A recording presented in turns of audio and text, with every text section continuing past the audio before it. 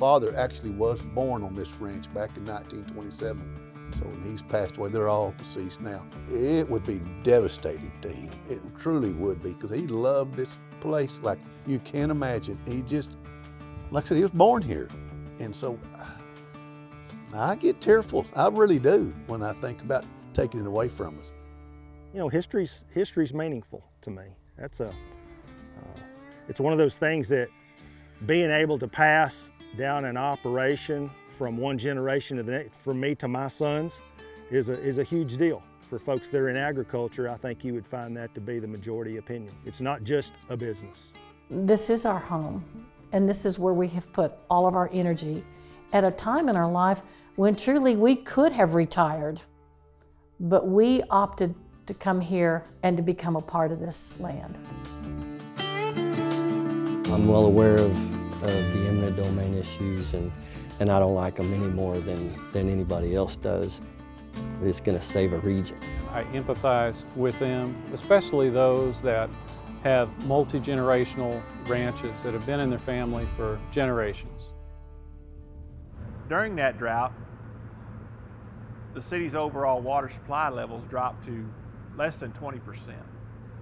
There was a lot of fear that the city was going to possibly run out of water. You don't know how long these droughts are going to last. In the drought of 2011 to 2015, the city of Wichita Falls likes to talk about how low their reservoirs got. Well, indeed, those reservoirs, all three of them, the lowest they got was down to a 19% level. And what that means is that they had still 2 years of water available to the city. They said that by 2020, Wichita Falls would be using 31,000 plus acre feet a year. Over the last 10 years, however, the most that Wichita Falls has used is less than 20,000 acre feet per year. So they've already got 50% more right now than they thought they were going to need right now. But that's not all the water supply that they have. That was just their projection. Their water supply is actually over 40,000 acre feet per year, currently in place, developed, ready to go. You know, it's also the last 19%. And so, you know, what that costs to treat, you know, the cost goes up exponentially to treat it and to take care of that water, to drink it down to the last drop. That's the last drop in the glass. We lost businesses. We had families that moved away from Wichita Falls. Our population shrank. The drought from 2010 to 2015 nearly put us under. If our customers can't water their plants, then they're not buying any plants. And so our sales dropped by 75% very rapidly, and we were actually forced to shut down. We had to lay off all of our employees. Locally owned businesses are the backbone of the United States. Our city hasn't grown a whole lot, and I think a lot of why we haven't grown as much as a city is because we don't have a really stable source of water. I just think, we think there's other alternatives maybe they hadn't pursued so much. And to me, that needs to be totally utilized first. And they did, oh my gosh, it's groundbreaking what they did with their affluent water by, you know, reacclimating it and pumping it down to Lake Harrowhead. Now they're using it for their drinking water. My gosh, no one else in the country that I know of has ever done that. We need another long-term water strategy. We need another 50 plus years of a water source. We have very limited options here. We don't have groundwater. We don't have river water. We have limited rainfall on an annual basis. So our best strategy is another reservoir.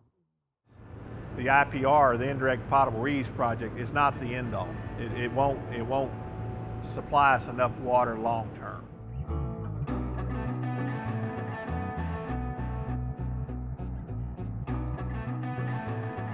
We are the regional water provider for 15 other cities and entities and industries. So that responsibility is on us. It's not, if we run out of water, it's not just Wichita Falls that goes away. It's Holiday and Iowa Park and Electra and the other cities that are around us. The question I have asked really everybody, is what are the chances that we don't have water in those 3 lakes and there is water in Lake Ringgold? And so to me, if you diversify your water, and that is getting water from somewhere else, that gives you a better chance of having it. And vice versa. If other people are sharing water with us, then that gives them a better chance of having water. We studied over 20 different options, and those range from everything from building a pipeline to the Metroplex and piping water here from their lakes, all the way to building a 100-mile pipeline to the panhandle of Texas. The city just hasn't gone out and said, hey, you know what, let's spend $400 million to build a reservoir. We've studied it. The regional water plan determines that we need it. We developed all of our existing supplies that we have available to us now. Economically, I think you'll see this entire region begin to either flatline or decline. We need some additional supply. That's all there is to it.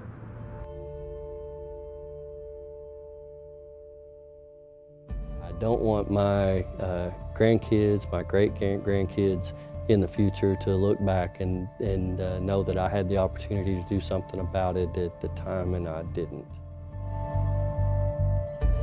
I raised my 3 sons out here. This is where they learned to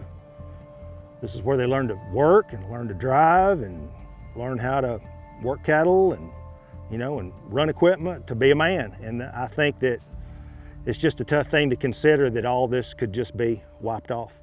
That's disturbing to me, it really is. When you ask me what I stand to lose and what Emory stands to lose, I can feel the tears welling up. God brought us here for a reason. Maybe Emory wouldn't say it like that, but I believe that. We have developed an intimate relationship with this piece of land. It sings to us.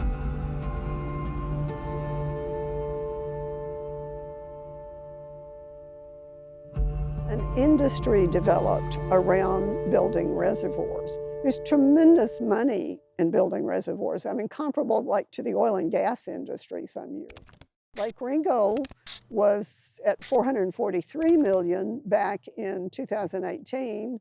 With inflation, it's up to in the $550 million. And as I say, by the time you add the interest payment, it'll wind up being over $1 billion. So this is big money. So if building lakes and building reservoirs doesn't work, why are they still doing them in Texas? Why would the agency choose this area and call it the last best place in North Texas to build one? When this reservoir, if it is built, it would sever the ranch into 3 distinct pieces. We wouldn't be able to go from where we're sitting right now to the center of the ranch. Some of the land that will be inundated by Lake Ringgold is some of the rarest and highest quality land that we could conceivably protect. It is native tall grass prairie, of which there's maybe 1% of the original prairie left.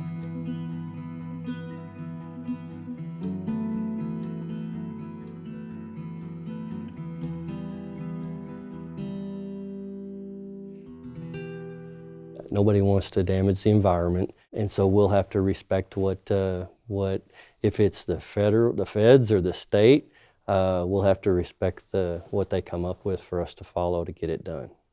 We won't have a choice. Those families will be some of the wealthiest families in North Texas by the time that this is completed. And I know that they say, well, it's not about the money, and I understand that very well, but sometimes it is. There is no amount of money that would get us to sell it. That money's not the issue that we're here fighting this for. Oh my gosh, we want money for it. We want it because the heritage, that's what we want. We want it for our family, and I want to maintain this for my grandkids and my brother's grandkids someday. Not for the money. My gosh, that's the least of my concern. If I truly believed that building Lake Ringgold would serve the greater good, I would have to contemplate that. But so far, there's nothing that has been presented that shows me that building Lake Ringgold fills a greater good. you know, there's a give and take in everything, and you know, like I say, I'm sad for the people who may lose their land. I know some of them have been on that land for decades, and I can imagine how they must feel, but there's got to be a greater good sometime or another. I think the Wichita Falls future is in very good shape regardless, because I think our water situation is solid, even if Lake Ringgold is not built. If it is built, it is better. If it is built in partnership with somebody else, it is even better still. There's always folks against just about every idea that comes up. Doesn't mean that they're wrong and that they don't have good points. There are no guarantees that this is the answer. I think it is an answer, you know, to the future water needs of generations. I've never been against Wichita Falls. My gosh, I would never say, oh, we don't want y'all to grow. Oh, that would be silly. I mean, I wouldn't want the people in town and city of Wichita Falls have to go through something like that. I'm not a huge fan of the word legacy because it sounds like it's about the rancher or about the city official, and it's really about the 150,000 people that depend on this city for its water.